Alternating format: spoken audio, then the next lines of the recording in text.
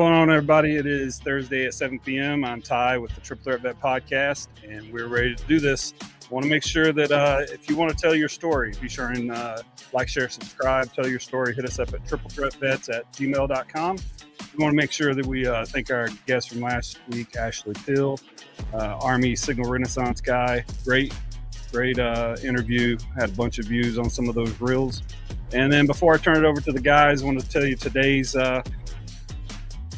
guest is Jason Wolff. Jason Wolff is a distinguished trial attorney at Calfas Law Group in San Antonio, Texas. He's got over 18 years of experience in both criminal and civil law. Before joining the firm, Wolff was a judge in Bexar County, court at law 2 from 2010 to 2018, where he was consistently rated among the top judges by local lawyers. As a former Bexar County assistant district attorney for over a decade, he handled a wide range of cases, including murder, capital murder, and murder. Wolff is a proud 7th-generation San Antonian who graduated with honors from the University of Texas School of Law and Summa Cum Laude from the University of Texas in San Antonio. He continues to leverage his deep courtroom experience to represent individuals in high-profile cases. That's going to be our guest today, but before we get to that, let's bring Matt on and see what he's got going on. Go Roadrunners. Unless they're playing A&M and they got beat. Thank God A&M figured out how to play that day. Sorry. Welcome, everybody. It's Thursday. We're back. Sorry I wasn't here last week. I know that Ty held it down well. Had a great conversation with our guest, but we're here. We're all back today. Carlos Calzada's in the house. What's going on, my friend? Welcome, everybody. Also, just the same public service announcement we give you guys every week. We still fucking sell T-shirts. A lot of them. All you got to do is go buy one so we can give money to a veteran nonprofit. So when you get bored tonight, after you've drank about 6 or 7 glasses of whiskey like Al does, get on there and just binge shop Triple Threat Vet merch, please. Thank you. That's all I got for today. Don't drink a bunch of whiskey and binge shop because you end up buying $4,000 boots on accident. Don't do it. Your wife will really not like it when you're like, but they're Luke Casey's. They're Luke Casey's, baby. She's like, and you're going to be buried in them and divorced. When you see your divorce attorney, I hope you wear those boots, right? But no. So there's been some stuff bothering me, right? Social media has really been fucking getting under my skin a lot, like for real under my skin, because people are so ignorant on social media lately, right? I mean, they're always ignorant, but here's my problem. We don't have to fight about everything. Everything doesn't have to be an issue. It doesn't have to be about race. It doesn't have to be about who likes who and what political platform you stand on.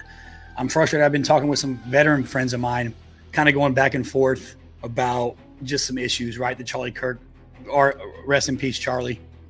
Love you, brother. Hope everything's going well, right? But we've kind of been going back and forth about freedom of speech and who has, what that looks like and what that means. My issue is freedom of speech is a constitutional right. Everybody has freedom of speech. Doesn't mean it doesn't come with consequences, right?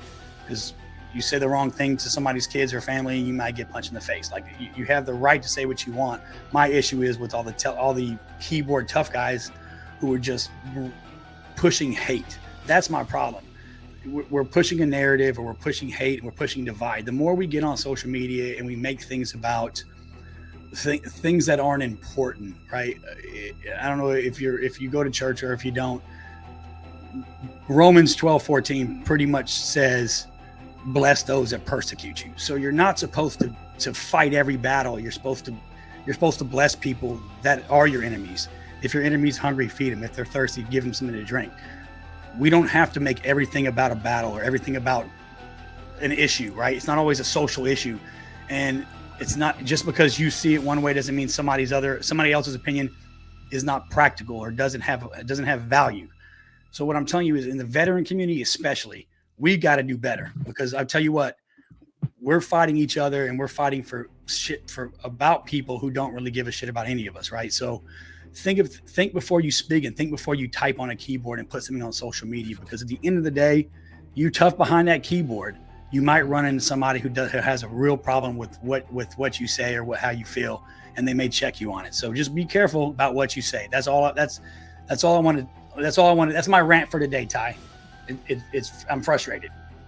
Also, just real quick, you could also just ignore all that shit. Absolutely. And not decompose your brain on social media every day. I mean, that would be a thing. Unless you're watching the Triple Threat Bet podcast on Thursdays at 7 p.m. Jump on there, ruin your brain for an hour and a half. But we teach you good shit. We're not talking shit. So, well, I think my problem with some of that stuff too, and I'm like, me and Ty talk about all the time. I get wrapped around the axle sometimes because of my Christian faith, right? I'm a devout Christian. That's what I believe in. I believe in Jesus, so I have a hard time not speaking the truth, right? Especially when it's biblically backed.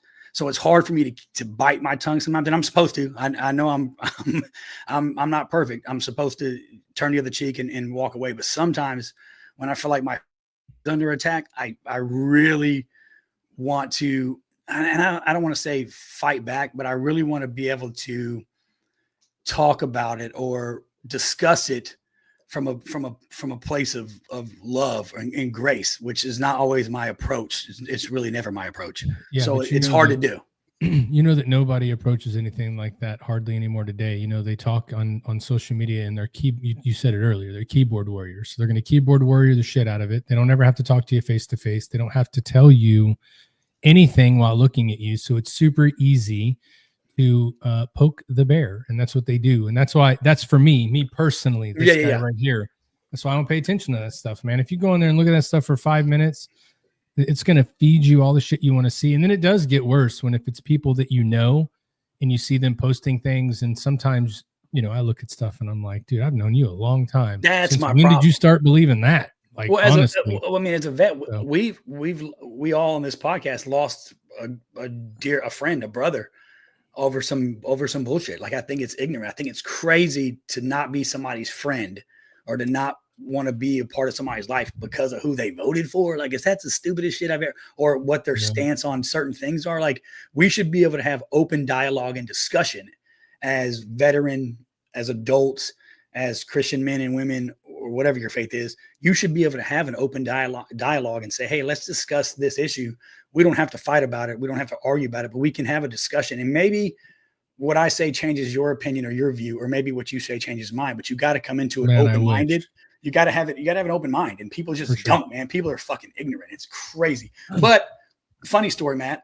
So last night, you'll like this. Last night, I walk into the kitchen. I got my headphones on. I'm on a podcast. I love you, though. Come give me a kiss.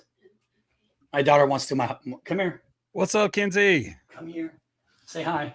Yeah. Say hi right now. Hi. Wait. Anyway. So say hello to me. So dress over here and get famous right now. Dad's got bills to pay when you get older. I'm working. I get off work. I walk into the kitchen and I hear Mason and April talking, and he's brushing his teeth. Well, he had just made his plate for dinner. So I'm thinking, he's fucking stupid. He's brushing his teeth before he eats. And I missed the discussion they were having. He already ate. He was brushing his teeth to go see a girl. And I walk out and I say, he always brushes his teeth before he goes and eats. And my wife is like, you are disgusting. You're a horrible human being. I say, what are you talking about? Like, he's brushing his teeth before he eats. She's like, he's going to see a girl. Is that what you mean? I'm like, no, that is not what I meant. It's not how it was supposed to come out. She was like, you're a vile human being. And she's like, we're getting ready to go to church. I'm like, don't lie, Al. That's lie. not what I meant, bro. Should I go brush my teeth right now? Yeah, no, we're married, bro. I did that to get her. I don't have to do that shit anymore. You know what I'm saying? You know what I mean? So here's the deal. You ready? Number one, I agree with you, Al. People should just watch what they say. But if someone's going to ask you about what your belief is, have a civilized conversation. Correct. We're supposed to be civilized human beings.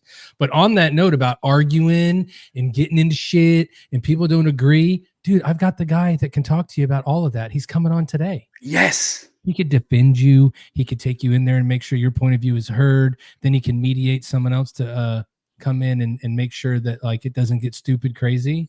Yeah, bro. Me and you and Becky are arguing, or me and April or Ty and Sarah are arguing. I can be like, hold on, let me get the wolf and bring him in. So like, funny thing.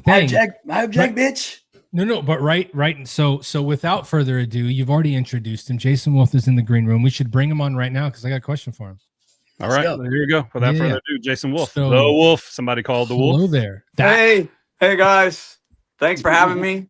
No, Thanks you. Look, first and foremost, because look where we are. Thank you to everybody who has served, is serving, is about to serve. God bless you all. God bless you all. Really. Yeah. Thanks for having me.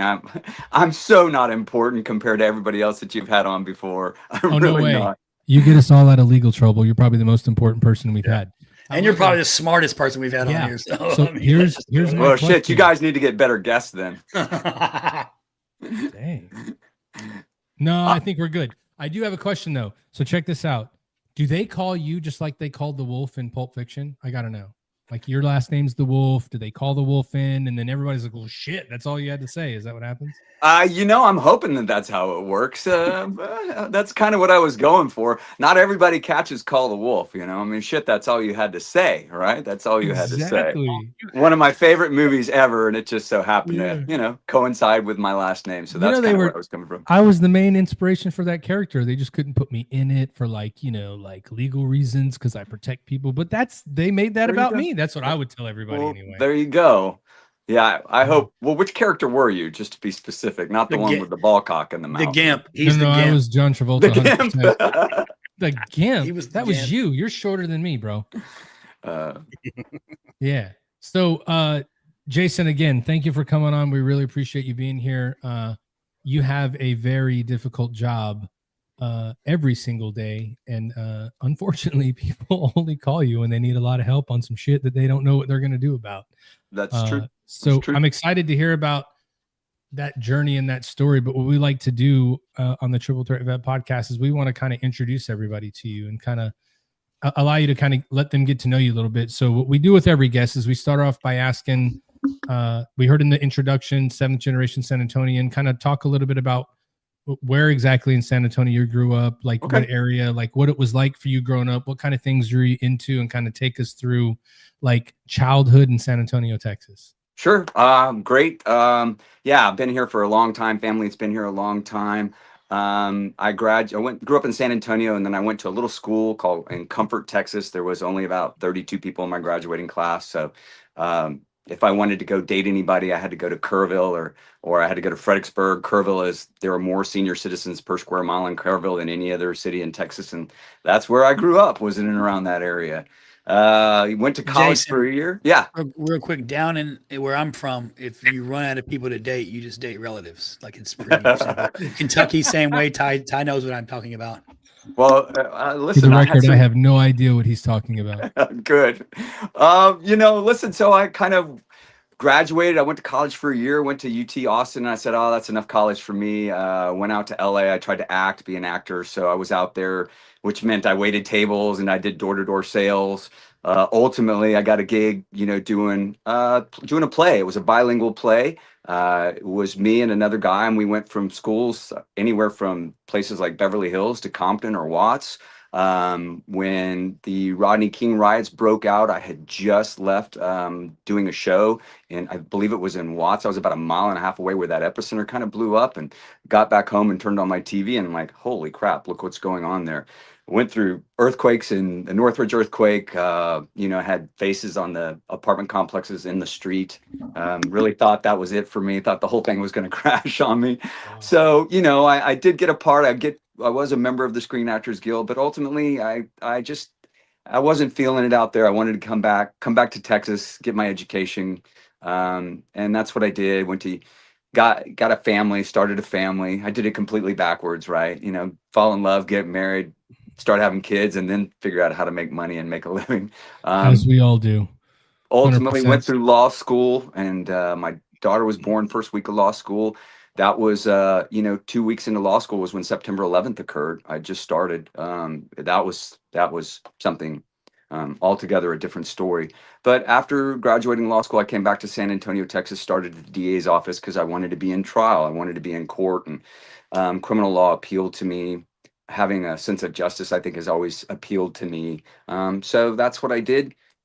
I made my way up to felony, and then I was elected judge in 2010 of a misdemeanor court. So I presided over like DWIs and assaults, and ultimately lost my bench in 2018 and went back to the DA's office and was prosecuting the murders of capital murders. worked with Joe Gonzalez for a few years, and then I left. I've been doing defense work for about 2.5, 3 years now, and it's really rewarding. You know, I mean, I was a true believer when I was a prosecutor, right? Cops could do no wrong. Everybody was telling the truth. Victims were always telling the truth. But it's a different world that we live in now, and you know, just like any profession, there are people that don't do a very good job, or they're just not all that smart, or they're just not doing what they should be doing.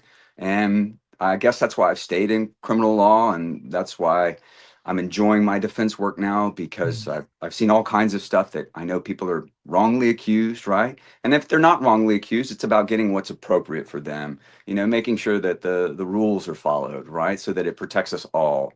We don't want cops stopping anybody for any reason, even if they're right and there's drugs in the back, but you can't stop anybody for any reason. So I think that's why I enjoy what I'm doing.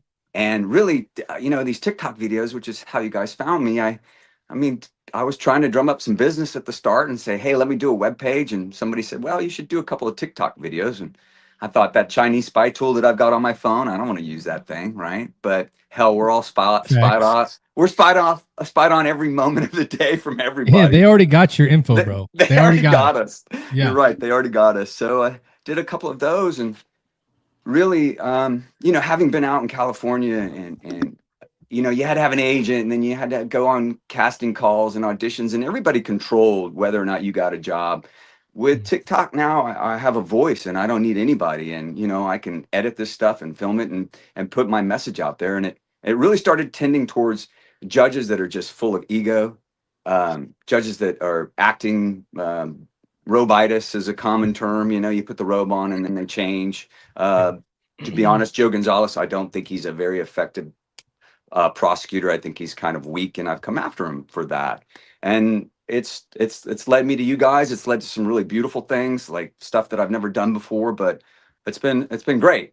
And yeah, for sure. You know, you guys, how you would still want somebody like me on when I'm pretending like I'm Michael Jackson and I'm dancing out there to a Michael Jackson Beat It video. Hey, you'll find out why here in a little bit, I promise. Oh shit. However, though, so I want to kind of like rewind a little bit, because you just said a whole bunch of stuff that we could unpack on that, right?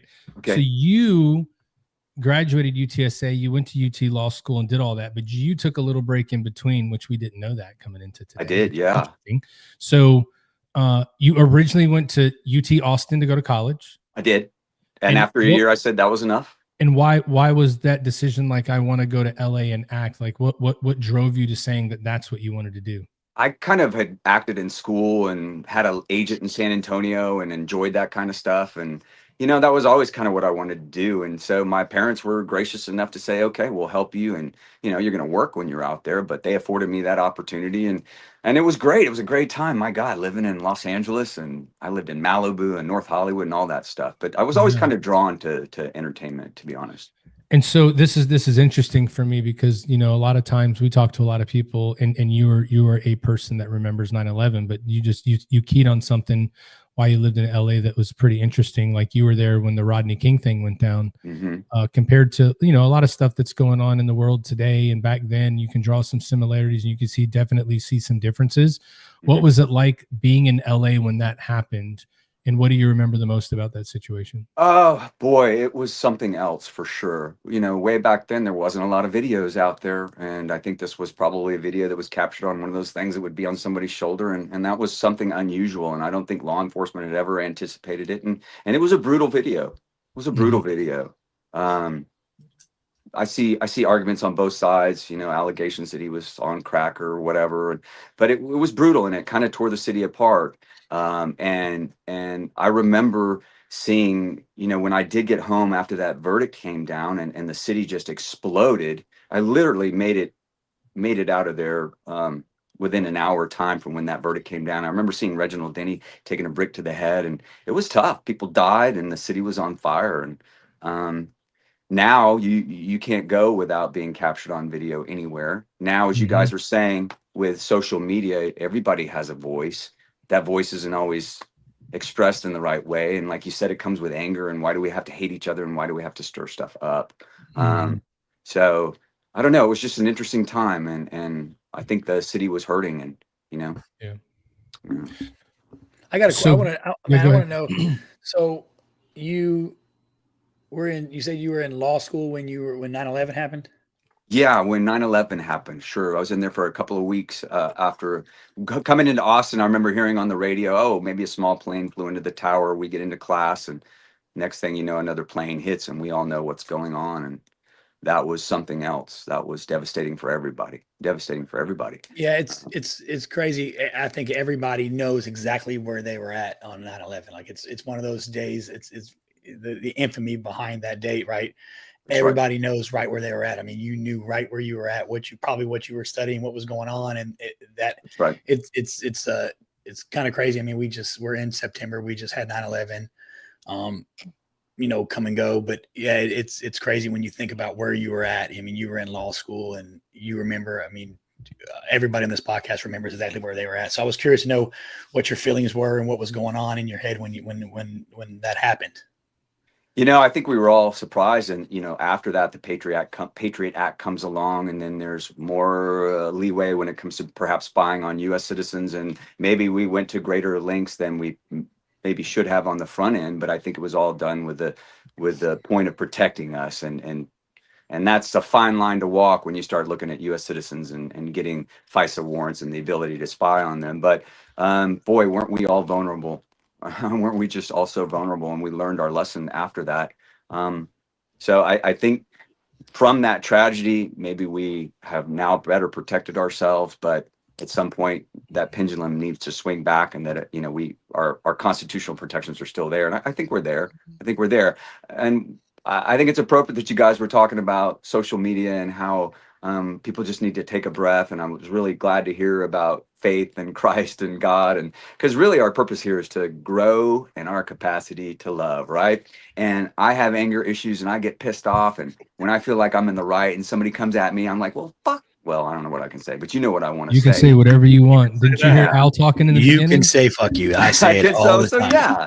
And that's so easy. And during my career, anger is oh my gosh, anger is such a dangerous emotion. We need it.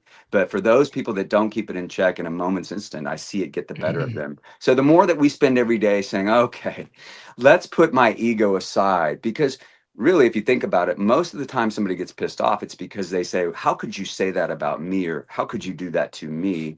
And it comes from an inflated sense of self, like, hey, so if we remove our ego and we take a breath and we step back and we don't, and we try to come back with love and grace, which ain't easy to do, then I think that makes the world such a better place. And so that's kind of where I operate from. I'm interested to know, as a defense attorney nowadays and defending people, let's help the youth of America right now. How often does social media, what you say, how you act, what you do, all these things, to the point we're making right now, is some people's every minute of their lives is lived in front of everybody, or it could be, right? You could find it. How does that factor into what you do right now? Like when you're defending people, or people are coming in, and what is the, I don't know what it's like to be in trouble. It definitely comes into play, but if I can step back a little bit as a prosecutor, so many of the cases where aggravated assaults with deadly weapon or murders, those types of things, or capital murders, were drug deals gone bad, or kids on social media and each trying to scam each other. Hey, I've got something to sell. Oh, I've got the cash. Neither one has either. And then they show up, and who gets their gun out first? So that is just a horrible repercussion from social media. And a lot of these kids live on there. Mm-hmm. Now, from a defense perspective, you have a client, and I'm not, obviously I want to defend my clients. If something is wrong and if I can beat the case, I'm going to try to beat the case. But, I have clients who are guilty. Okay. I mean, come on. And so when you look on their social media page and you've got young kids and they're sporting guns and they've got grills on and all this jewelry, that's what they're caught up in. And it's so hard to get them away from that. And look, it all starts at home, and it all starts with parents and being involved and checking on that social media. And, so it definitely comes into play. It definitely comes, and it comes back to haunt them in ways that they didn't anticipate. Bro, you can't go get away with anything like you No. could when we were kids. Like we No. would just leave. Our parents at work, they have no idea what's going Well, I on. mean- They can't call you. But now it's like you said, it's everywhere. There's a That's right. video for everything. Mason, we had the police come to our house months and months ago before Mason, he was still in high school, and the police officer, I mean, I wanted to defend my son, right? I go, no, there's no way that's my son. Like, he had a video. He was like, can you please identify which one of these kids is yours? I was like, the kid kicking the other kid in the head. That's mine. Like, yep, he's caught. Like, he did it. He did it. Like, I don't even, like, it's crazy. I mean, there's a video for everything. And they upload them to like social media. Like, this was uploaded to like one of the Instagrams, Twitter, one of those. I don't even know, right? It was uploaded to something, right? You know what I'm saying? It was crazy. I think they put it on Twitter. Yeah, it's probably was. Well, I think you guys found me, and the reason, well, part of it is because that ego that I'm talking about and trying to remove it and trying to act from a better place of grace and space. The judges that I call out, they're elected officials. Okay. They're public figures. I have First Amendment rights. I am constrained by the rules of professional conduct. I can't go around saying that I think a judge is a liar and a cheater when that may not be true. And that's not what I'm doing. What I'm trying to do is I'm trying to call out the ego that exists on the bench. I'm trying to get, maybe the DA to use his discretion or allow his prosecutors use the discretion that they've been promised. Because people in positions of power, we want them to use their discretion. We want them it's their job to take risks sometimes or take chances on sometimes or to give that grace. And you can put protections in place, but that's why I'm really vocal. And that's what's pissed me off is the ego that's on the bench, the ignorance that's on the bench, the lack of taking a moment to say, what does the law require rather than what do I want to do in this moment? So I think that's where I've been coming from, and it's resonated with people. It's resonated. Yeah. And so walk me through. Someone says, hey, yeah, you could get a website, but you should really do a TikTok. I want to know about the first TikTok you made and like, what were you thinking? You were like, am I really about to make this TikTok? Right? Like, just walk us through it. They were terrible. I had some other guy that was going to help me out with them, and turns out he kind of scammed me, to be honest with you. I got scammed a little bit. So I had to kind of take it over and say, all right, how do I do this TikTok thing? How do I even make these? And I kind of just learned along the way, but some of them are really bad. But I wanted to just tie it to what I do. And now really it's just stories come every day. And now that lawyers kind of know that I'm a voice, they'll come tell me stuff. I heard something a little scary, and a couple of times lawyers will come to me and say, hey man, thanks for falling on the sword for us. Or, hey, we see your videos, but we're afraid to comment on them. We're afraid to like them because we know the judges are watching that. And isn't that frightening? I'm not anybody's martyr. I'm not here to be a martyr for anybody. I am here to be proactive and to say, look, you judges with all your ego and you want to put yourself out on social media? Great. I can do that too. I'm going to take whatever juice that you are putting out there for your own benefit, for your votes down the road when it's not really relevant to justice. I want to funnel that, and I want to funnel it back at you out into the community. And these people need to know what's going on in these courts. They need to know. Yeah. So it's a line. It's a fine line that I'm walking, but I believe I don't think I put anything out there that's not truthful. So if you've gone through this journey as a defense attorney, and now you're going on social media and you're making your videos, right, and you're calling out the judges that need to take a look in the mirror and kind of look back and go, why did you really get into this, or what have you? What's the perception of that, knowing or people seeing, or have you gotten any blowback as a former judge now making these videos and talking? Like, has there been anything where people ask you, like, why are you doing that now? Like, you used to do this and that. Like, how is that dynamic? Because I don't understand that world, but like going from being on the bench to now being in the field and doing that, like, how's that been for you? I know lawyers are reaching out, but a lot of blowback or not a lot?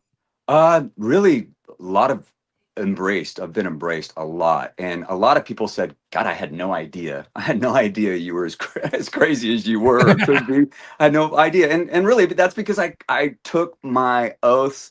I tried to be the most respectful guy, the most patient person. That's who I was, and I think everybody will say that, which you don't let your personality come out on the bench all that often, right? I mean, you were supposed to be the most reserved, the most respectful, the best person in the courtroom. And so Yeah, you're they the were example surprised by everybody's that. looking to, right? If you're the judge, you are the person people are looking to be the example of conduct in that room. 100%. Exactly. So I think most of the attorneys, most of the prosecutors are embracing what I'm saying, and really because they're good. These prosecutors are good prosecutors. They're good people. It's only a small percentage in any profession where they're either idiots or just downright bad. But they're good at what they do. They're overworked. They're underpaid. They don't get the discretion that I think that they should be given. So I think that they are supporting me. I know that they are. And judges themselves. I have many judges that watch them every morning and tell me, just don't put me on there, and I love them. And I say, well, don't do anything. Don't do anything stupid. Yeah, that's right. That's right. So I did one time that was Sports Illustrated. We all remember Sports Illustrated, right? I'm like, oh man, something about a beautiful woman, but a beautiful woman with power is even more special. And so really I was kind of honoring these three judges, and I said, what would that look like? Sports Illustrated. And then I kind of faded into Courts Illustrated, and I put three of our local judges on the cover. All three of them happened to be beautiful, so it worked out well. But they were their campaign photos. And yeah, that one went pretty crazy. And I've had judges come in and say, hey, Mr. Wolff, can you get me a signed copy of your Courts Illustrated, please? So it depends. How's this going to shake out at the end of the day, sir? That's right. And all three of those judges are great judges, by the way. In fact, one of them is Melissa Sines. Her and I ran for the same court. I ran for County Court 2 again after I lost. I said, well, hell, I still got some money in my campaign account. I might as well. Didn't think I was going to win, and I didn't, but I was happy that she won. So some good judges there. I will say Sports Illustrated was game changer when you were young. Like when I remember the Sears catalog was what I had, the underwear section. And then Sports Illustrated came out. It was a game changer for a 12-year-old boy. It was. Throw that out there. It was a game changer. Shout out Sports Illustrated. Just want to You just dated yourself as old. Hell yeah, you did, bro. I wasn't looking at that Sears catalog, buddy. Like, oh yeah, all right. Sears catalog. He dated himself. National Geographic. Don't throw shit away, dude. Right, man. You know it. Unfortunately, my grandfather had a stack of Playboys hidden in the laundry room. Yeah, National Geographic Tribal Edition was the greatest. Oh my god. Oh my god. Good Lord. Okay then. Go ahead, Matt. So tell me, being a prosecutor now and helping people on the other end, what was it like for you going from being someone who defended people or being a prosecutor? You were like, hey, we're going to make sure these people, they're tried to the extent of the law. How was your transition from being a prosecutor going into being a defense attorney? Like, is it like a night and day shift, or is it like it's the same thing? You just got to look at it the right way. I would imagine there's a different mentality there, right?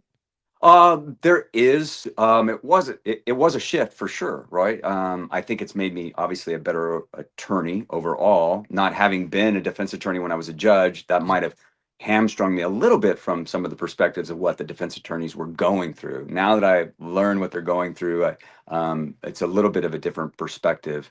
But yeah, being able to talk to them directly, being able to get their side of the story, being able to see, okay, maybe if they did do this, what kind of human being are they elsewhere? And, do they deserve another chance, or how can I advocate for them? Being a prosecutor previously helps me immensely as a defense attorney, because I know what that prosecutor's thinking. And if I know what they're thinking, then I can try to either alleviate it or circumvent it. So it's been so great. It helped you set up the questioning for what you need to do to help them, because you already know what someone's going to do to try to, it's bad use of terms, get them right. We're going to court. I'm trying, and as lawyers, you're trying to win. You're trying to do the best for whoever you're serving. So that's interesting. Yeah. Like us military guys, you go from being a military guy every day, and then you go become a civilian in the place where you were a military guy, and you're like, what just happened, dude? Like this is a completely different place now, because everybody, they're not looking at you the same. You're not wearing the same uniform, or you're not sitting on the bench. You're not, in the same position, right? It is kind of interesting. I think I did make a point of saying, how did I go from being this trustworthy former judge prosecutor that everybody believed to now nobody believes shit about what I say, right? The young young prosecutors, they're loaded for bear, and they think everything a defense attorney says is just lies, when the reality is it's the defense attorney that probably knows the case better than they do, or the behind the scenes, and you should listen to them, because we are trying to get the right result too. It's not always get people off, those kinds of things. But yeah, I went from credible to bullshit. So yeah, you were a military guy. You went from like kicking ass to nobody gives a shit in like one day, and you're like, what happened? You're the enemy. What when you were a prosecutor, or when you were doing that side of the house, right? What was your most rewarding or most touching case when you were a prosecutor? Oh, aside from getting a murder conviction for a family member, the best thing was really dismissing cases. I had a young African-American lady. She was in nursing school. She was about to graduate. I came in as the new second chair. The second chair that had been handling it had left to go to another court. There was an offer of deferred adjudication. This woman was charged with aggravated assault on a police officer, evading arrest. And I looked at her, and she was with her father. And I just said, something doesn't feel right here. Nursing student, this doesn't make sense. And she was ready to take that offer of deferred. And I told the defense attorney, wait, let me look at this. Let me look at the videos. And I did. And I looked at the video, and it turned out this young woman was in her car. She was going through a crosswalk at UTSA campus. The UTSA cop was walking, told her, hey, slow down or something like that. She went through the crosswalk. He didn't like it. He banged on the back of her car and said, hey, pull into this space over here. Well, she went about 3 spaces further than he wanted to, and he charged her with evading arrest in a vehicle. When he walked up to the car, he had his foot under the front tire. He's yelling at her, screaming at her. She gets nervous. The car rolls over the top of his foot.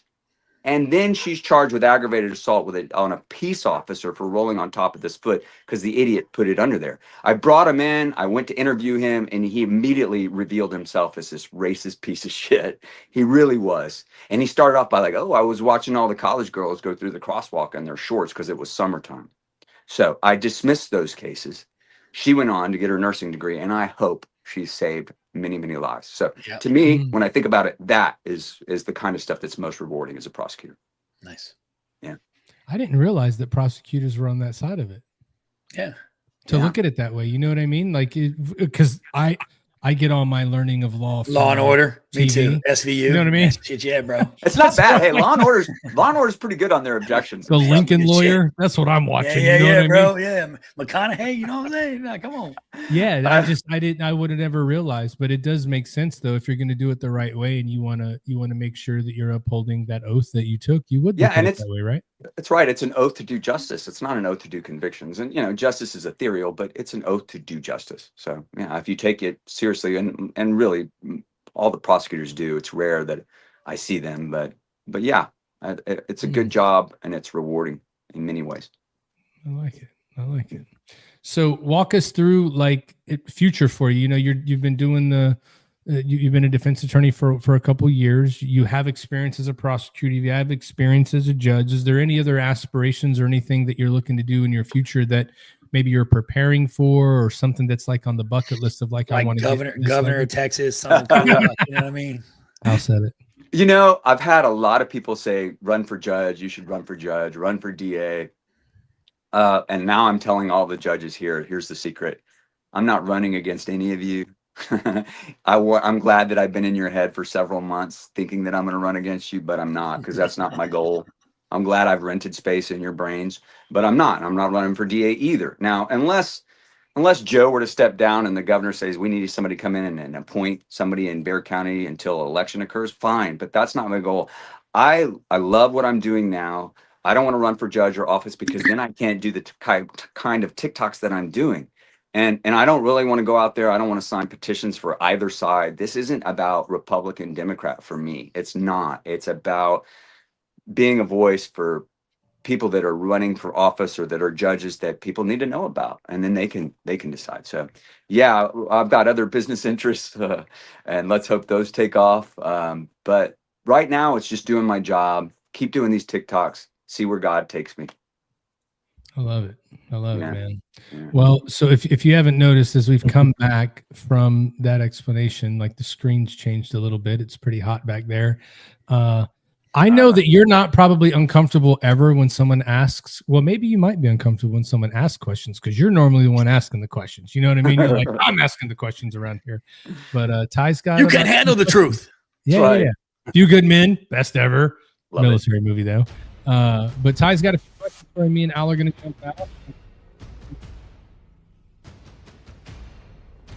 All right, here we go. So Okay. this is the Triple Threat Vet hot seat. So I've got it pretty simple for you. We're not gonna make it too crazy for you because I respect you so much. Who is your favorite boxer of all time? Ooh, favorite boxer, probably Sugar Ray Leonard. All right, and why? Hand speed? Why? Yeah, I just thought I saw a lot of them. Right, we would all get together and watch those fights, and they were always such good fights. I thought he was classy. I just thought he was cool. Yeah, I still remember where I was. Now I have to say, now my favorite now is Canelo because he's from Guadalajara and my wife is from Guadalajara. So just to be clear, that is the safe answer. that's right. All right, what is the most unique place on earth you've ever visited? Zellamsee, Austria. I was 12 and my parents got to take me there, and it was just the most beautiful place I've ever seen in my life. Just absolutely gorgeous. That's amazing. What is the biggest pet peeve you see from other lawyers in the courtroom? Most lawyers are very respectful. At least in the criminal side, they're all real respectful. Civil attorneys are not civil with one another. They're the rudest ever. Like, civil attorneys will be in front of each other and be like, in all my years, I've never heard this before, Judge. And yeah, it's like, yeah. But probably being disrespectful. Gotcha. Are you a early bird or a night owl? I'm a night owl if you let me. I'll stay up later and later for sure. Doing those TikTok videos? Sometimes, hey, it's become a job now, to be honest with you. What's been the biggest change in the Texas judicial system since you've begun practicing law? I think recently we changed from where there's not political designations, right? You can't do straight ticket voting anymore, where you can't just come in and pull a lever, all D, all R. I think we said, okay, while you go through the ballot now, you can't just pull one lever. There are still political designations, R and D, and those are important for the most part. But when it comes to the judiciary, I would love it if we didn't have to designate with a public political party. That way, people would be more motivated and more inclined to say, who am I voting for? Who is this person? And that way they vote on experience rather than party lines. Because judges are supposed to be neutral, right? Follow the law. Yeah, absolutely. Living a high profile, sort of high profile as a judge, high profile as a defense attorney, high profile on TikTok. How do you manage your high profile job with your work and family life? How do you do that? Because I see you on social media. You seem to be having fun. You always seem to be calm, cool, collected. How do you manage that? I'm a happy man. I'm blessed. I've got a beautiful wife. I live in a beautiful home. I try to take and leave that work at work. When I do my social media stuff, it is rewarding because I feel like I'm giving a message out there that people need to hear. So that part, I fit in and I do it, and that's not a problem. But you got to relax and have a few beers and get over that hangover and wake up on Monday and start over again. I think that's the thing that I really liked about you from the beginning is, I saw the fact that the TikToks were getting traction. They looked real good, but it was your demeanor. And if you're anything like that in court or in real life, or as a spouse, a friend, a lawyer, it speaks very highly of you, and I appreciate your whole thing. Thanks, thank you. All right, I need a ruling on this one. Okay. What is your favorite legal movie of all time? Ooh, does Shawshank Redemption count? That can count. Yeah. There's some legal stuff in there. That by far, Shawshank Redemption. That's IRS code, right? There you go. There you go. Shawshank Redemption. By far. All right. What is the best city in Texas? You trying to get people to come after me? Hot seat, baby. San Antonio. It's fantastic. We are friendly here. We're welcoming. We've got the Riverwalk. We got all kinds of entertainment draws. We're a good city.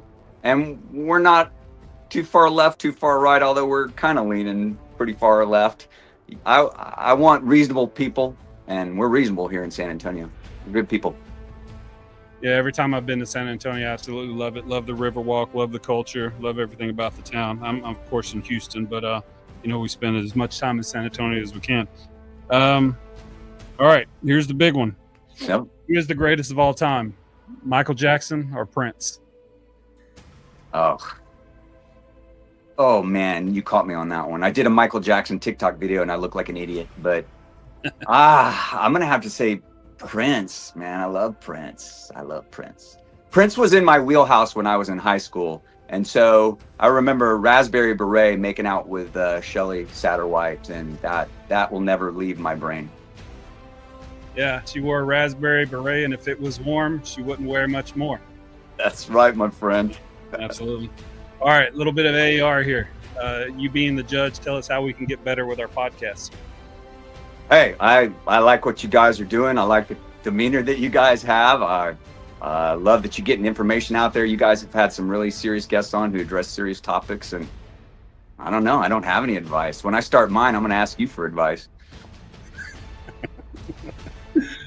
Appreciate it very much. So we do have a fee schedule for that, and we will be sure to share it with you. Okay. Well, Okay. sure.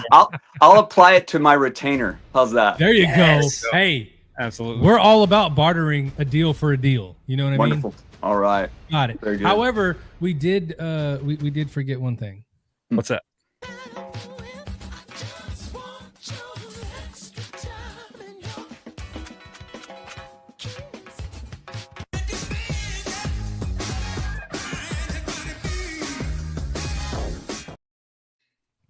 Yeah, as you can see, Prince is winning 40-33. It got pretty close there for a while, but Prince Mike's is starting closing the to, gap, though, bro. He's closing the gap. There was Nice. a long time that you were just like, y'all need to stop asking that question. Yeah. And then Michael Jack, whatever reason, he made a comeback, dude. Yeah. I guess he scared everybody. They watched the Thriller video and they were like, we've got to pick him because I don't want to, have that zombie dude looking at me. It's cool. Whatever. Well, speaking of some of your TikToks, I got one here I want to show. For everybody that's visited my complaint department in the past, you'll recall where that is. It's to the left and straight up the stairs. I have a special gift just for you. Well, that's rude.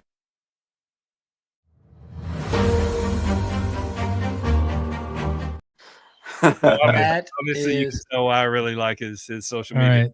that's So- awesome. So That's instead me. of a retainer to help you with the podcast, we need to do a retainer so you can help us with TikTok videos. You know what I mean? That's what we need to do. I'm down. I'm That down, is so guys. awesome. Let's go. I'm down. And I know I've- a guy named Hero that is down for whatever. In a I've TikTok still video. got this. I got a freaking damn thong I still need to break out and wear with waving an American flag. And I ain't done it yet. You ain't, yeah, but you're supposed to be wearing this T-shirt we're trying to sell with that. Jesus Christ! I'm gonna dude, the do it. marketing I just- campaign over here is not working well. I just got to do it. Yeah, you do, because your wife was really excited when you bought it, but I don't know about now. I'm not so happy, but she's gonna be not really happy when I'm in the neighborhood doing it. Like she's not gonna Yeah, really you're like like, that. are you and Kinsey going to your mom's this weekend? Noted. The Just fucking, don't look at fucking Instagram HOA at attorneys all. are gonna be very not happy with it. Well, That's sir, okay. I very much appreciate you coming on. Like I said from the beginning, I love your transparency. I love your knowledge. I mean, there's a lot of people that are lawyers that really don't have an understanding of where to apply the law. And not to say that I'm a lawyer at all. I'm actually one of them sociology guys. So, but I really respect the hell out of your platform. I respect the hell out of your profession. And most of all, I like your personality. So, Thank you. Mr. Wolff, you're now the official attorney for the Triple Threat Vet. So hopefully we never need you, but if we do, we'll be sure and give you a call. But- I'm but here for you also, guys.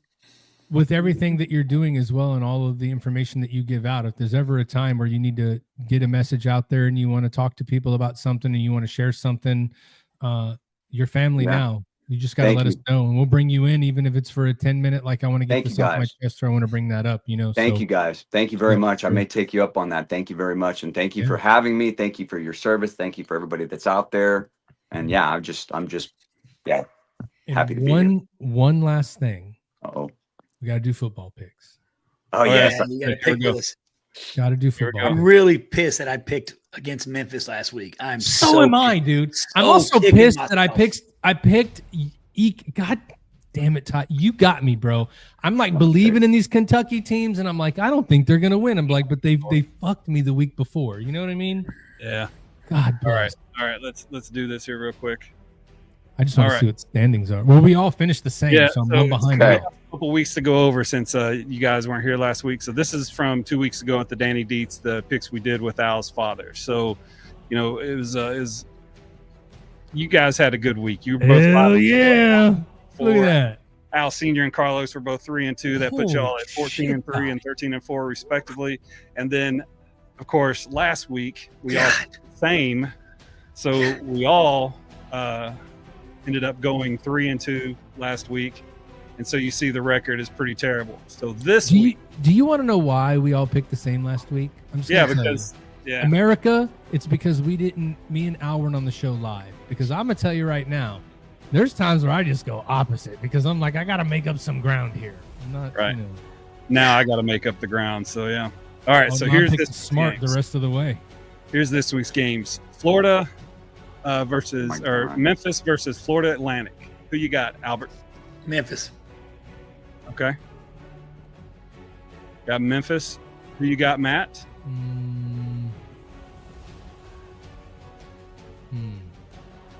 I'm going to go Memphis as well. Okay. As you can see, I chose Florida Atlantic. Yep. Mr. Wolff, what do you got? I think I'm going to go with Memphis because I hear the military might be joining part of the team here soon. Very nice. Very nice. Appreciate that. While they're protecting the city, they're also going to play for their team. There you go. You will let Memphis score a touchdown right now. Just get out of the way. It's going to happen. All right. Notre Dame and Arkansas. Who you got, Al? Yeah, that's a tough one. I'm going with my Irish. Okay, gotcha. Bro, Arkansas sucks. We're going with the Fighting Irish. All right. Matt's going with the Fighting Irish as well. I am going with Arkansas. And who are you going to go with, Wolf? They're on TV more than Leave It to Beaver. Yeah. Notre Dame. All right, gotcha. All right, LSU, Ole Miss. Matt, who you got? Oh, LSU, 100%. Right. I don't care if they're in Ole Miss. LSU's winning that game. Albert? LSU, bro. All right, and as you can see, I'm going with Ole Miss. We're gonna have some changes. It's gonna be either terrible for me or we're gonna have a change in the. Real quick, Ty. Yeah. You probably should not put your picks on the screen when we're doing this from now on. I'm gonna pick those anyway. I know you're gonna pick them, but it's helping me pick because I can. Oh, see okay, what you're gotcha. Picking. You know, if there was a game that I was teetering on that I was like, ugh, then let me just take a chance over here. I don't feel like I'm taking chances today. I feel like you're taking a lot of chances. Well, you've got a 10-game lead. I got to take chances. Exactly. Yeah. So, all right, who you got, Mr. Wolff? I have Ole Miss. I'll go with Ole Miss. Yeah. Woo! Why not? Hot take. Okay. All right, Texas A&M, Auburn, Matt. Aggies, gig 'em. Let's go. Gotcha. I already know where the Wolf and gig 'em. Gig 'em. Pick Texas A&M. Get the fuck. Gig 'em. Yeah, I picked Texas A&M too. I couldn't pick Auburn this week. They'll probably win. But all right, Wolf, what you got?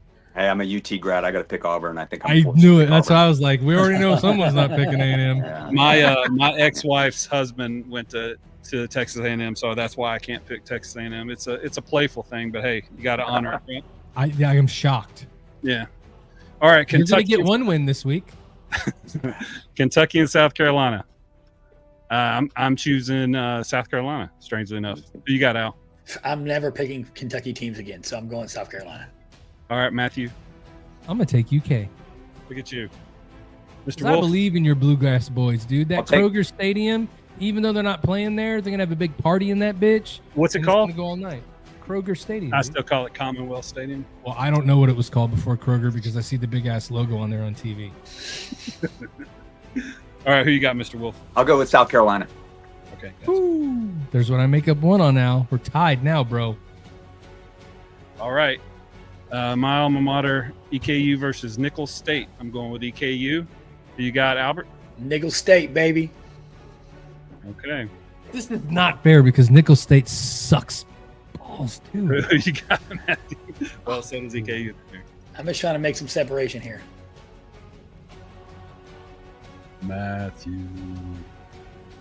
So they're playing in EKU, right? Yeah, it's at EKU. Nickel State's away. But I'm not putting any like records or EKU. EKU's taking it. Nickel State's garbage, dude. Nickel State beat Georgia a couple years back. I mean, A couple years back, Albert. Nichols, come on, bro. Listen, dude. The Colonels are not winning this one, bro. Okay. Not happening. About to find out. I bet they probably. Well, then you'll still be one up. Who did you pick? Did you pick Nickel State? Oh, I'll pick Nickel State 100%. You picked EKU. Okay. Yes, I did. All right. FSU and Virginia. Let the record reflect that. Well, hold on though. We got one more. Oh pick. yeah, I'm sorry, Mr. Wolf. Yeah, I'll suck up to the host. I'll pick EKU. Oh, thank you, sir. I'll allow it. Although I said I shouldn't do that, this week I kind of have to. I don't. Anyway. All right, FSU and Virginia. I've got FSU. Who you got, Albert? FSU, baby. Matthew. Don't do it, Matt. You better. Your daughter went to FSU. Don't do it. You pay all them bills from FSU. If you don't do it, Matt. Do another one. You better pick them. Why are you guys talking me out of it like you feel like you picked the wrong game? You know what I'm saying? I understand what's going on right now. Don't pick Virginia, bro. Come on, dude. Use your brain. FSU was on a bye this week, weren't they? Last week, yeah. Oh, fucking Virginia's winning. I'm taking Virginia. Oh shit. Stupid. Okay. You think? All right, Mr. Wolf. I'll take My the daughter Virgin. did go there. I'll take the Virgin. Okay, gotcha. See? I mean, My Virginia. daughter did go there. So. Oh, I knew what you meant.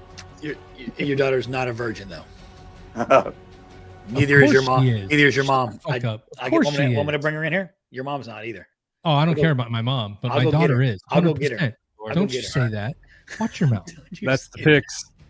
All right. Very nice. Oh shit! All right. See how we do, and we'll mail you the results. I'll text you the results here next week. So, Mr. Wolf, again, thank you very, very much for coming Yes, on. for sure.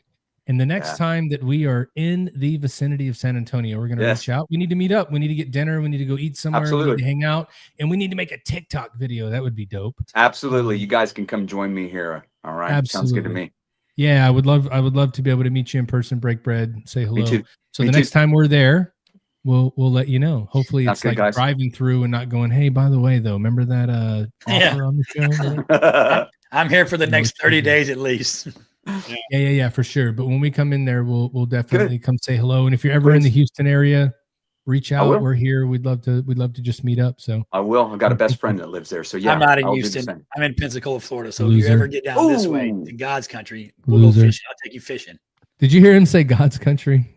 Hey, The free state of Florida, bro. if you get me a plane ticket, I'll call it God's country too. You ain't never lied. See, but you got to buy his plane I ticket. got So it. you have to buy his allegiance to Florida, dude. I got See. people. I'll fly. Because he's him not out. going to willingly leave I'll Texas. call a buddy to of be mine. like, I'll get him flown out on a private jet.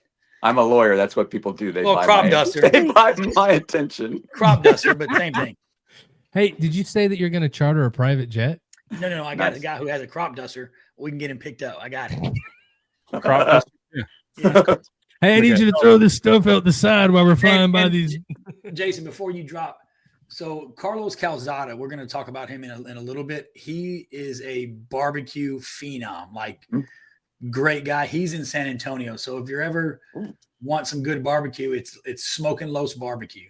It's what he is. So Cool. I will check it out for sure. Yeah. Absolutely. Well, ladies and gentlemen, Mr. Jason Wolff, if you're ever in need of a defense attorney in the San look at Antonio that. area, or if you just wanted to see some good TikToks, look up Call the Wolf, Jason Wolff. Thank you very much for coming on, sir. Thanks, Yeah. guys. Thanks for having me. Appreciate it. All right. There he is. There Jason you go. Wolff. Carlos has already said party at his house. We're eating barbecue from him. Fuck yeah. Oh, man. Al's gonna- cooking too, though. That's what I'm talking about. Speaking I don't of know. Al cooking, got my cheat sheet right here. I keep it on deck. I study this religiously. I really do. I You read actually this thing. studied something? Yeah, I read this every day. Shut up. I'm dead serious. I got You it's right here on my studied. desk. Yeah. Well, I mean, I took the cliff notes. You know what I'm saying? Books on tape. Did you put that shit into AI and be like, summarize this stuff for me Summarize in this less than for 2 me? sentences? Yeah, in less than a paragraph. put this together? Well, this is kind of some of the stuff I want to talk about today. The Judge and Goodwin's 8th annual Salute to Service breakfast, October 16th. I think myself and Matt will be there. They're going to be featuring Medal of Honor recipient Clint Ramisha. It's at the Klein Multipurpose Center. That is, of course, 16 October, 7 a.m. The doors open, 7:30 the breakfast and program. Nice. There's a community garage sale going on at the Tomball VFW for the next 3 days. Started today. They had a pretty good turnout, but it will be going for the next 2 days. Go back. Go back. That is my favorite fucking flyer of all time, dude. The crayons. Yeah, no bullshit. Yeah. She didn't need no illustrator. She didn't use Photoshop. You know what she did? She did that old school ass ingenuity and built it herself. Like, how many people could do that? That shit looks good. Yeah, sure. I love it. I agree. So go buy some shit there after you buy t-shirts. Everybody, after you buy t-shirts. Hoorah. All right. There he is. What we're going to talk about is Carlos Calzada mentoring Al Hero at the Danny Dietz Memorial Classic Cook-Off 2 weeks ago, where there was a lot of holy water drinking, a lot of prayer, because Carlos had to deal with me. So we were shooting holy water and praying a whole lot. Like, why did they stick this guy with me? I'm pretty sure. Do me a favor and talk about that experience and what it was like for you there. So all jokes aside, it was amazing, right? So as a veteran, being able to come into a community, like the barbecue community, and be around just the character of people that were there. For the most part, there was a couple knuckleheads, but for the most part, just the character of people, and just to watch how they operate and how they act, it really brings you back to service, right? It really brings you back to the camaraderie in the barracks and the camaraderie downrange, and just the way they acted. It was such a unique experience to be able to, and I text Carlos and said, man, the barbecue part was awesome, but the spending time was talking about the word and spending time fellowshipping with Carlos and learning, picking his brain and learning what he does, and just his patience is unmatched. I don't know how he did it. And here's the truth. I feel like, I probably handicap him quite a bit, because I'm just being honest. Like, he's there to do a barbecue competition. But to him, it wasn't as important as it was to mentor and develop me and help me and spend time with me and not just me, but me and my dad. He spent a lot of time with us and really showed us a lot of different things, all while we're trying to win a competition. And he let me do things that probably weren't like the way he would have done it exactly. And he was like, yeah, go ahead and try that, and you can do that. I mean, it was such a surreal experience that the memories I have from that, I'll have forever. Like, I talk about it all the time. It was just such a good time to spend with Carlos and Richard, and just actually do some barbecuing and learn so much about this sport. And that's what it is. I mean, it's a competition, it's a sport. They're damn gladiators is what they are. And then to walk away with just having that in my tool bag and being able to, like I said, be mentored and developed by somebody who is such an outstanding teacher and motivator, just a guy who cares so much, not just about barbecuing, but about people in general and veterans in the community. And just, man, it's hard to express in words what that experience was like for me and my father. It was such a great opportunity and just a great experience all the way around. Yeah. Talk about being there. We are. There's a picture of your dad there. Yeah. So, me and my dad haven't had a lot of time to hang out over the last couple of years. They live in Georgia. I live in Florida. We're busy. I'm busy. He's got stuff going on. So when I reached out to him and said, hey, there's this barbecue cook-off, and it was months down the road, I was like, I want you to put on your calendar. I want you to go. I want you to spend time with my brothers, Ty and Matt, and you get to meet Carlos, and we get to do something really cool that he's never had the opportunity to do it. And it's funny because one night, Ty, we all went to bed, and he sat outside with Tom for freaking more hours. Like, they just stayed outside talking and bullshitting, and it was such a good experience for him. I mean, he was very thankful. I'm very humbled to be a part of it and to come out there. And it's crazy because he can't eat meat. He can't eat certain meat. He can only eat chicken and fish. He can't eat anything that nurses his young because he has a disorder from a tick. So bringing him to Texas to a barbecue competition was hilarious almost, because he's like, all this shit looks amazing. I can't eat half of it. So, but no, he had just an outstanding time. He enjoyed being on the podcast and being a part of that and getting to meet you guys. I mean, I think we, we imprinted upon him as well. So I think it was bro, great. we 100% know where you came from. I'm gonna tell you that right now. Yeah, 100%. Like your dad, he's awesome, dude. Like you can see the sense of humor, the short wit. The quick comeback, like everything that I've known in you for many 100%. years. Yeah, you can see that in your dad, and it was cool, man. It looked like he had such a great time. He did, man. It was crazy. I loved watching him being able to like. You got to watch him jump in and start to tell sea stories like he did when he was with his boys. You know what I mean? Yeah. And he would just jump in and be like, "Oh, what about this time?" You know, it was like I get to now relive. He was back. He was back. Yeah, I get to tell them to people that understand correct a little bit about the stories that I'm going to talk about, right? And it was just cool, man. And I'm grateful to meet him. Like I told your dad when I saw him, I'm like, I think the only time I've ever talked to you is in a Harley Davidson in North Dakota, and he was like, "I remember you were buying the shirts." I'm like, "Yeah, we had to stop there. There was no ifs, ands, or buts. Like we would have missed the hiring event if that would have meant we would, you know what I mean?" And it was cool, man. I'm so glad that you guys got to do that. For sure. It was dope as shit, man. It was just a cool experience, man. I get to, we got to hang out together, do a live podcast, which was phenomenal to all be together and do it, man. Shit, that was great. And then, then we win, and then we get to hang out with Marcus Luttrell. Like that was crazy. I want to know, how much talking did you do when Marcus walked in? Oh, I talked a lot of shit. I was still me. Like I'm not going to change. Like. So he's a lot bigger than I thought. Like, I mean, look at him. He's a freaking monster, but he was a great guy. Dude. He literally came over to the camper and hung out, ate barbecue. He brought his whole entourage. That's why I said, I don't know how Carlos did it, because there was 14 people standing around outside. He's cooking, preparing a box to go turn into the judges while he's feeding people barbecued chicken legs and brisket and like and Al's helpers over there entertaining the crowd. Yeah, I'm entertaining the crowd. Right. It was crazy. But those things were banging, dude. Yeah, talk about some of these turn-ins that you have. What was this turn-in here? So this was where we won second place. This was the MRE challenge. So essentially you got selected an MRE protein and you had to make a meal with it, right? An edible, delicious meal. And Carlos, we had talked weeks before. So I had seen his magic, right? I had seen his brain working on what he wanted to do. We had talked about it, and we didn't get what we wanted. We wanted the beef patty so we can make a burger, and they gave us chili. So Carlos did not deviate. He was like, "We're making a burger." The cool thing was he had an idea for a breakfast burger, and when you mix chili, pork, and beef together, it tastes like chorizo. It tasted just like chorizo sausage. So flavor-wise, I think we were like, "This is it."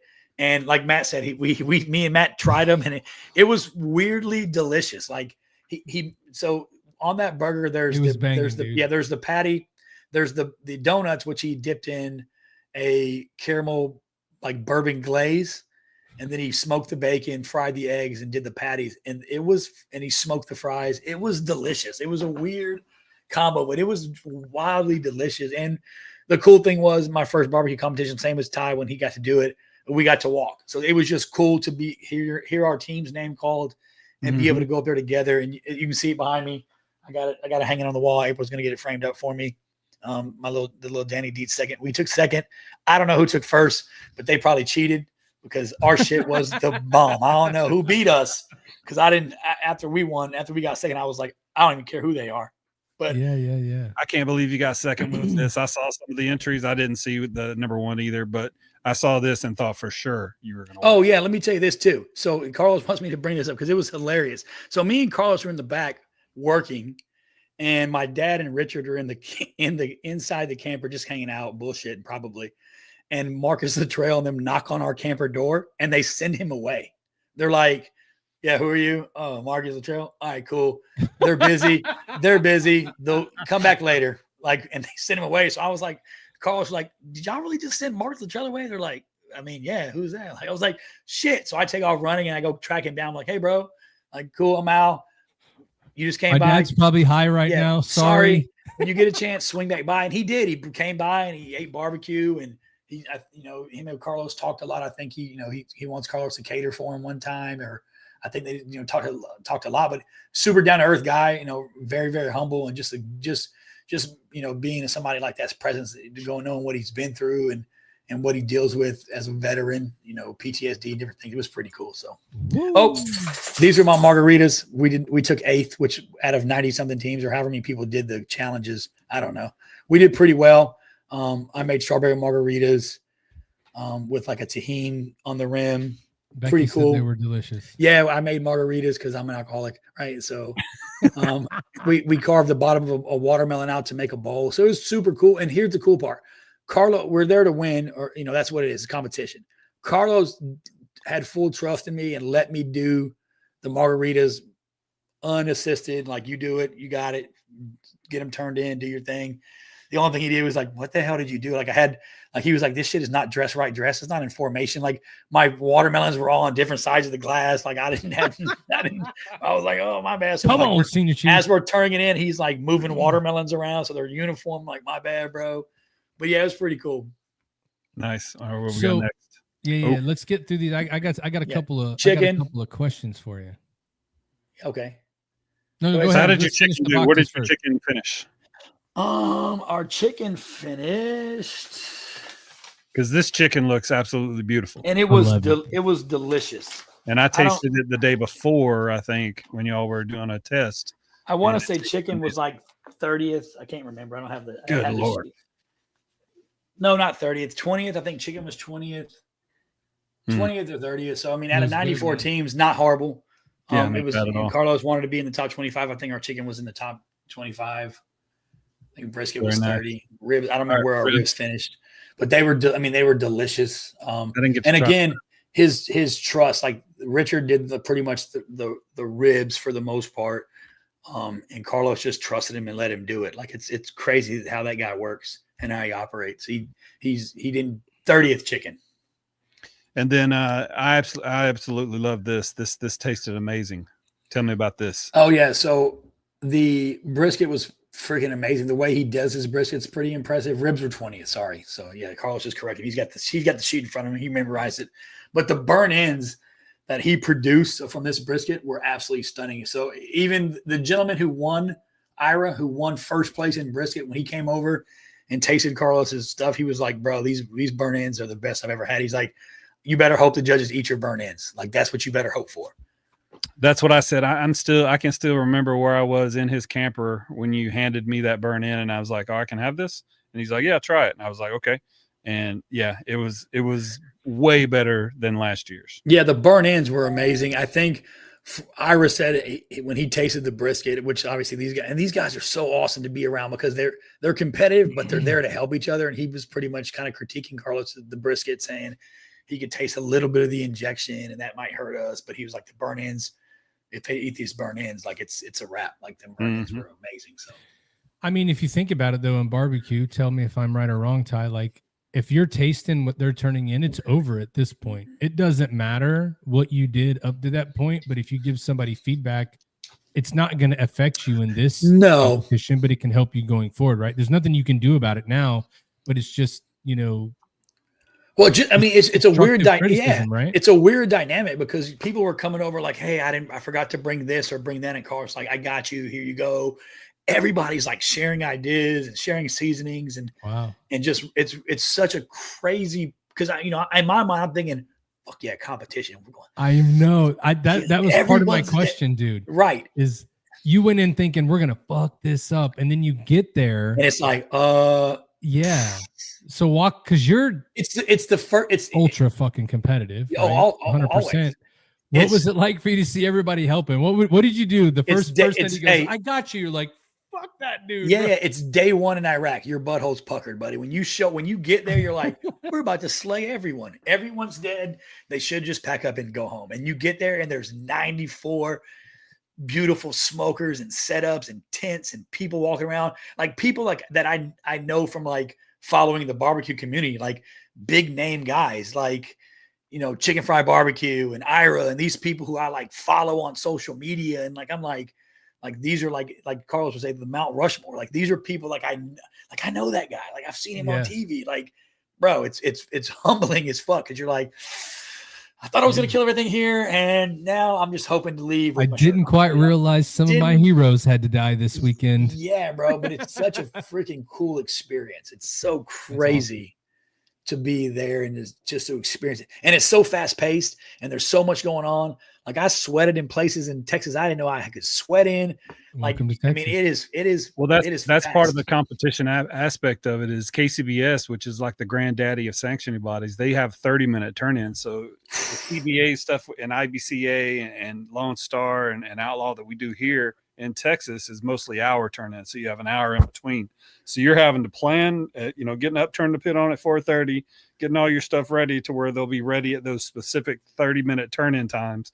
And most of the guys that are doing that every day here, every weekend here in Texas are doing different sanctioning bodies. So for them, it's a learning curve too, to do that. They're prepping for that event to go to like the big one, the big world championship, Jack Daniels, all those things. Royal. It's crazy. Yeah, it was fast. It was so fast. I mean, by the time we were turning in and I would get back, or whoever would come back, Carlos was already prepping and plating, and like just the time it takes to put the kale into little flowers on this thing, and then you wrap it in wet paper towel so you don't get a mark on the box. Like it is like stress at 100. It's like you're trying to make gold, Matt. It's like making gold, bro. But go back a little bit though.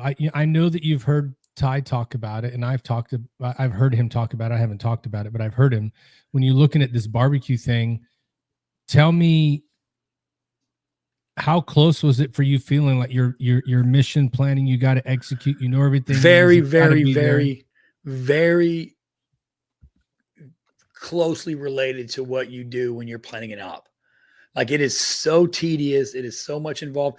And for a veteran who deals with PTSD and has dealt with, being inpatient and doing different things for TBI and all these different, things that we go through, man, it was such a stress relief and such a, I don't think I looked at social media one time. I didn't think I had my phone on me, barely. I think Matt called me like 6 times one time. I didn't even have my phone on me. Like you just get away from reality. I wasn't dying. Sorry, bro. You just get away from reality. You get away from the stress of life, and you get away from all that other noise. Like the noise goes away. Everything is loud all the time. And during this competition, and when you're in the moments and you're learning and you're cooking and you're soaking it all in, that noise disappears, right? And it's just silence. It's just you and the barbecue. It's just you and the pit. It's just you and your brothers. It's you and your team. And it's such a different dynamic, right? It feels like you're going into an op and you're preparing for an op. And then there's that sigh of relief once it's over, once the op's over, and you come back and you let it all out, and you're like, man, we turn it in, we're done, it's over. And then we, let's have a celebratory drink. And me and Carlos split an old fashioned, and a smoked old fashioned at that. And it was delicious, but it was just, it was so therapeutic on a whole nother level.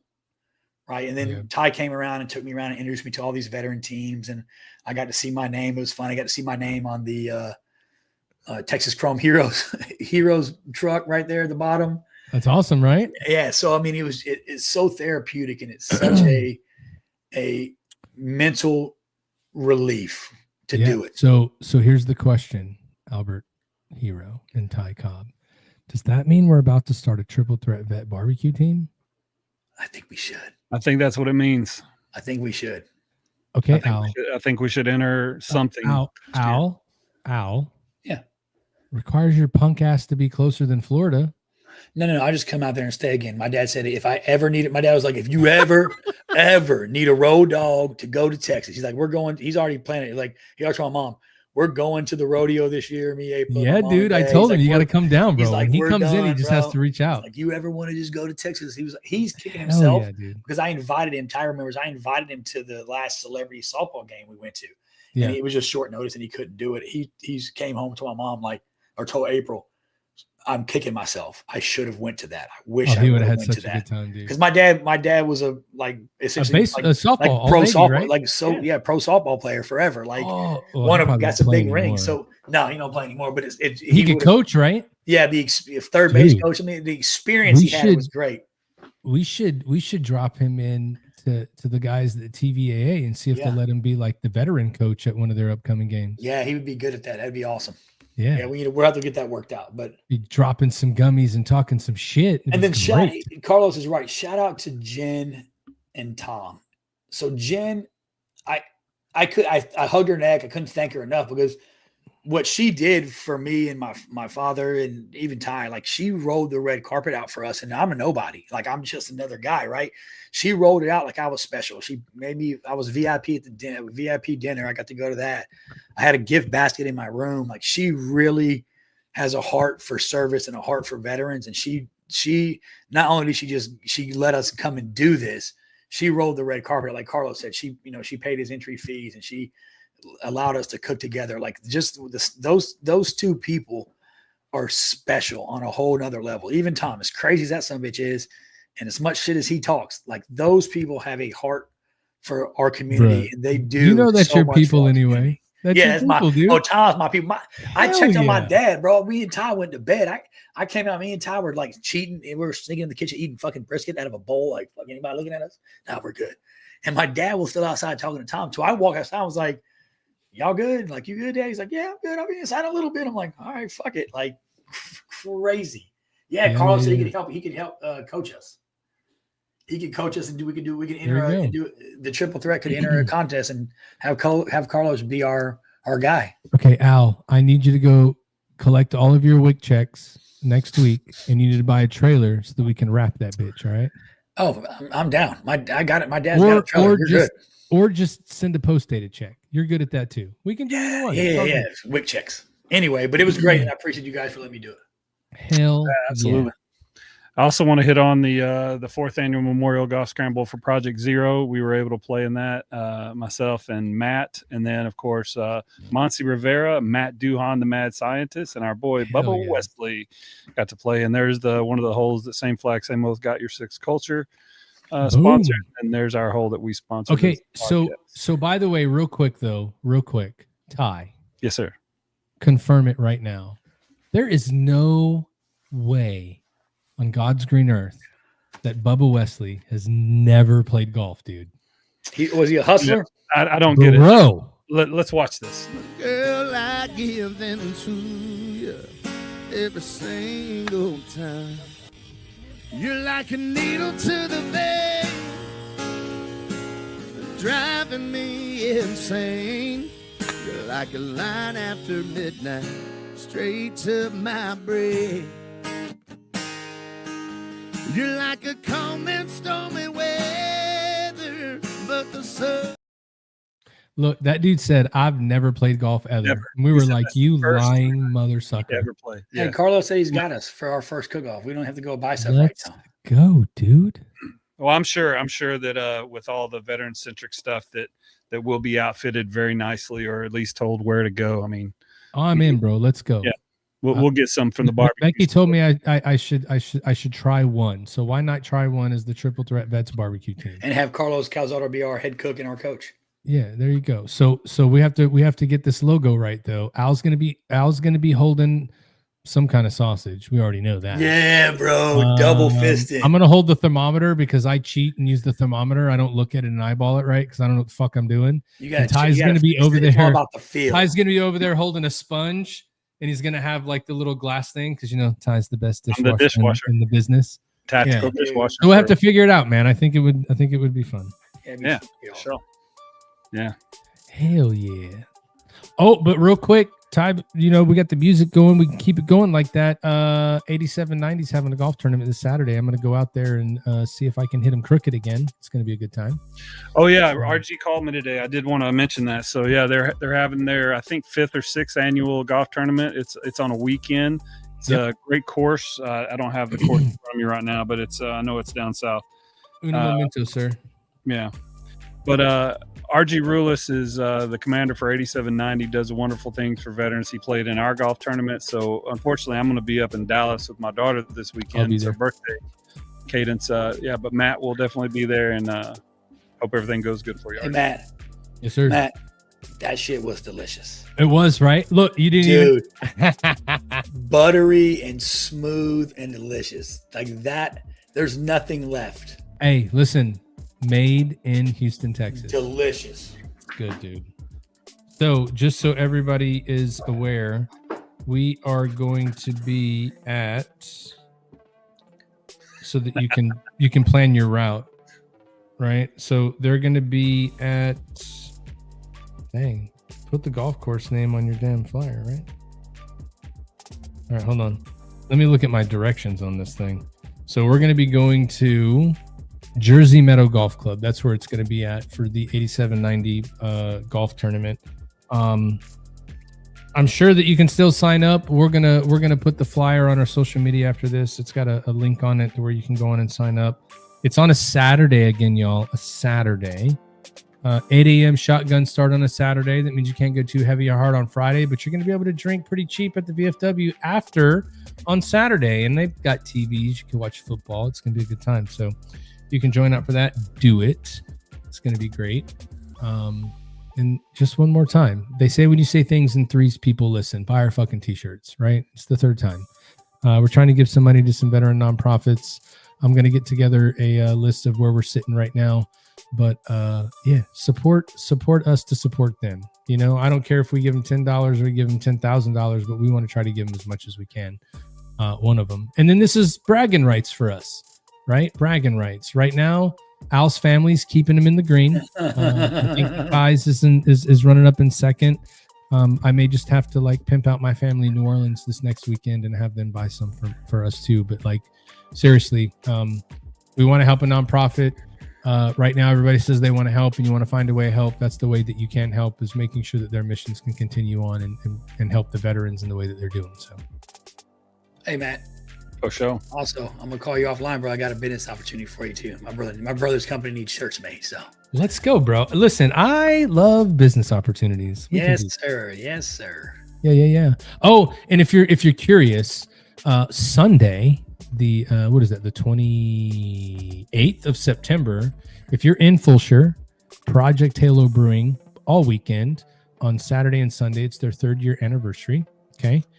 Got Your Six is doing a pop-up on Sunday the 28th at Project Halo from I think it's 12 to 8, and we're going to be making custom hats. So you see the hat that I'm wearing, you can come by and you can tell me that you want your name on a hat. We can put a logo on a hat and we can make it for you. And then we are also doing t-shirts right in front of them in 15 minutes. Yeah, we're going to make it right then and there. Like you can come and tell me what you want. I've got a few hats. Now, here's the thing. I pop up on a budget, so I got like 30 hats. I'm letting you know there's like 30 hats. So if you want to get a hat, come out there and get it. We would love to put whatever you want on there. Easy stuff. And then we also have a lot of extra transfers on designs. You can get creative and you can make your own shirt while you're there too. So, you know, come see us. It'd be good to come drink some of their barrel-aged beers they're releasing that day. That's what I'm excited for. So. Fellas, I love what we're doing. I love the golf tournament. I love the fact that we all got to hang out there, you know, on the couple nights that we did for the cook-off. But I'll tell you this, when we do the actual cook-off where it's just us and we have no other responsibilities like doing the VIP dinner or working the actual event, it is as good as it was out. It'll be that much better when you actually get to go and hang out and not have any responsibilities and just chill with those people that are out there doing the same thing as you. Like, I think you get a lot out of that. So, yeah, man. All right, take us out, Matt. Let's go. Yeah, Thursday. Thank you, everybody, for joining. We really appreciate you coming out. Just want to give another shout out to our guest, Jason Wolff. Thank you for coming on. We appreciate your story. We appreciate what you are doing for your community and helping people out when they need it the most. Don't forget, call somebody. See how they're doing. Do a buddy check. Reach out to someone and see if they're okay, because that could be the thing that helps them the most that day, and you just don't know it. So check on your buddies. Make sure everybody's all right. Come see us again next Thursday. And as Ty told us to open up the show, if you have a story to tell and you think it's amazing, so do we. Let's tell it. Reach out to us. We have a website. You can reach us on YouTube. You can reach us on Facebook, Instagram. Just, you know, reach out and we're happy to share your story. With that, love you guys and see you next week. We're out. Matt kind of said it all. I don't really have much to follow up other than, again, like I said at the beginning of the podcast, don't be an asshole. Like, it's easy. Love somebody, show somebody grace, treat somebody with respect, listen to them, hear them out, hear their side of the story, and have open, honest communication and dialogue, right, with each other, especially as veterans. We don't have to be enemies because we don't see eye to eye, but don't be an asshole. This week, going into this week, the end of the week, the weekend, coming into next week, before we're back here on Thursday, don't be an asshole. Show somebody some grace. That's really all I got. Appreciate you, Al. Hey, future guest next week, we're going to have part 2 for Ariel Semez. He's an Army and a Navy Unemployed Philosophers Guild, Deep State University. He had some pretty cool takes on part 1, but we didn't get into the weeds on really anything. So we're going to have him back next week for part 2. Until then, appreciate you for watching. Appreciate our guest, Jason Wolff, and we'll catch you next week. If you or someone you know is in crisis, contact the Veterans Crisis Line at 1-800-273-8255. Then press 1.